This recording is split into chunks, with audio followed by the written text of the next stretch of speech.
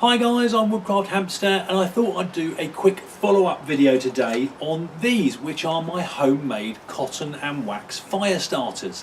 Now a few of you had asked if I was going to do a test burn of these, and I thought, that's a pretty good idea, and I figured I'd do it here in my workshop just because the weather's pretty grim outside today. I wasn't planning on going out, I'm not planning on starting an actual fire, so I thought I'd just do a little comparison test of how these two burn.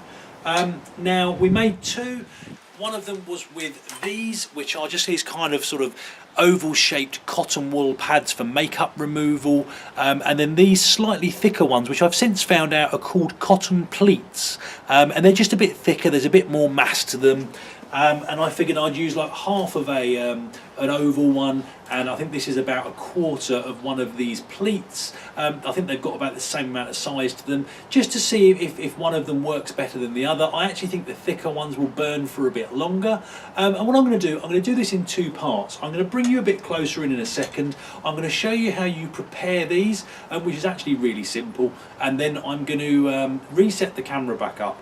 I'm going to close the door to my workshop a little bit more to block out a little bit of light so you'll see this better, and we'll just do a quick time comparison and see how long they both last for.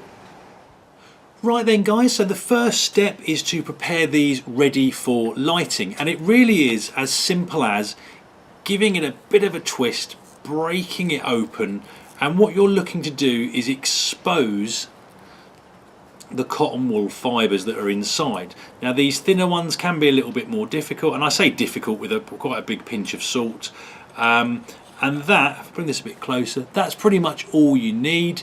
You just need to get those fibres exposed so they can take a spark.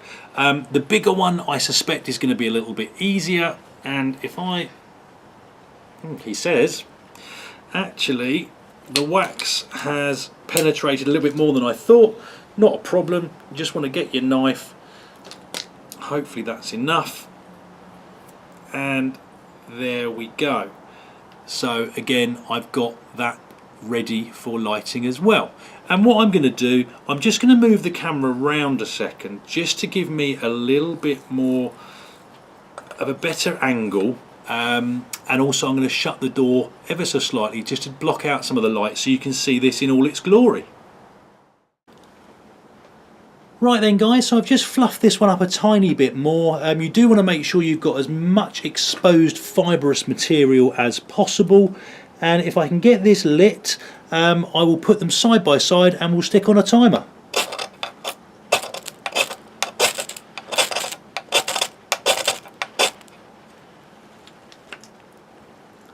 So that's now catching. I'm going to use that flame just to do the other one.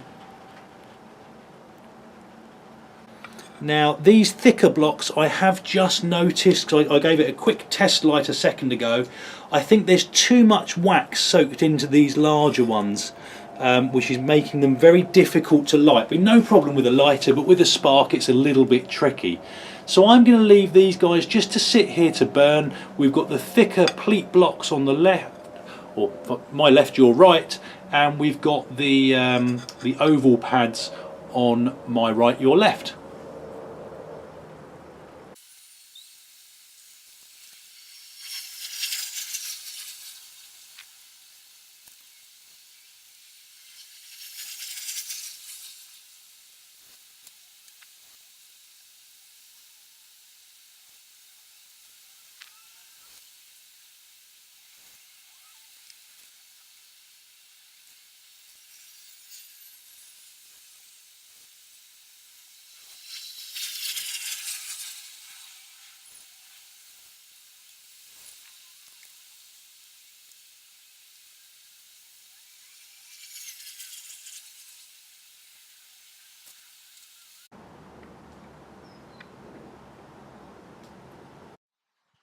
Right then guys, well hopefully that was pretty self-explanatory. The thinner oval shaped pads lasted, from what I can see on the footage, about 5 to 6 minutes. The larger, thicker pads lasted for about 12 to 14 minutes. I'll know better when I fully review this footage.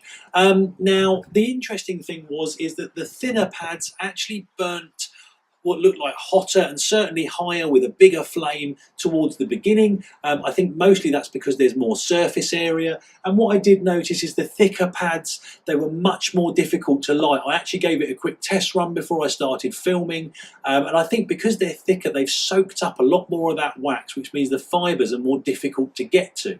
Now that's fine if you're using a lighter, but I personally prefer using a ferro rod. So I think for me, I'll be sticking with the thinner pads, which is what I know.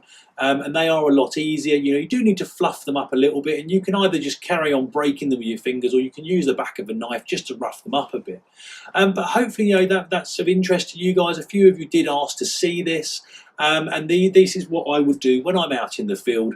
Obviously, in poor conditions, I'll generally be under a tarp.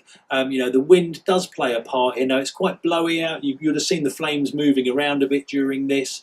But, you know, once you've got that initial flame in, as long as you keep it covered while it builds, you know, it will be pretty good for a nice, long, sustained fire. Now, the other thing to mention is that, you know, one of them lasted give or take 5 minutes, one of them lasted about 10 minutes. In my opinion, and this is certainly not dig at anybody, but my opinion, if you need your tinder to last with a sustained flame for longer than 5 minutes, you probably shouldn't be building a fire. You know, 5 minutes with a good sustained flame is plenty of time to get a good pre-prepared, well-built fire lit. That's just my opinion. You know, some people will disagree, I'm sure. So anyway, guys, that's what I wanted to show you today. Hope it was useful. Comments and questions in the box below. Hit like and subscribe if you'd like to see more, and I hope you'll all join me next time. Cheers, guys.